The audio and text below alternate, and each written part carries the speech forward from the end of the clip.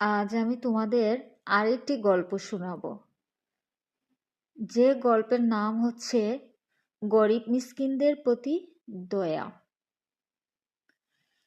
কিয়ামতের দিন আল্লাহ তার এক বান্দাকে বলবেন, আমি ক্ষুধার্ত ছিলাম, তুমি আমাকে খাবার দাওনি। আমি তৃষ্ণার্ত ছিলাম, তুমি আমাকে পান করাওনি। আমি অসুস্থ ছিলাম, তুমি আমার সেবা করোনি। বান্দা অবাক হয়ে বলবে, মালিক আমার, আপনি তো অভাব মুক্ত, আপনার তো পানাহারের দরকার নেই।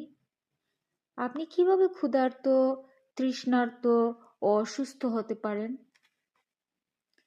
জবাবে আল্লাহ তাআলা বলবেন, আমার অমুক বান্দা অসুস্থ ছিল, তুমি তাকে দেখতে যাওনি। অমুক বান্দা ক্ষুধার্ত হয়ে খাবার চেয়েছিল, তুমি তাকে খাবার দাওনি। অমুক বান্দা পিপাসার্ত হয়ে পানি চেয়েছিল, তুমি তাকে পানি পান করাওনি। যদি এগুলো দিতে, তাহলে আজ আমার কাছেও তা পেতে। নবী সাল্লাল্লাহু আলাইহি ওয়াসাল্লাম বলেছেন, যে মুসলিম তার বস্ত্রহীন মুসলিম ভাইকে কাপড় পরাবে, আল্লাহ তাকে জান্নাতের সবুজ পোশাক পরাবেন। যে মুসলিম তার ক্ষুধার্ত মুসলিম ভাইকে খাদ্য খাওয়াবে, আল্লাহ তাকে জান্নাতের ফল খাওয়াবেন।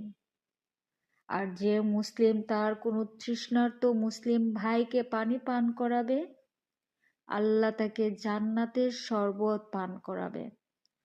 তো এই গল্পটি থেকে আমরা বুঝতে পারলাম, মানুষের মধ্যেই আল্লাহকে খুঁজে পাওয়া যায়।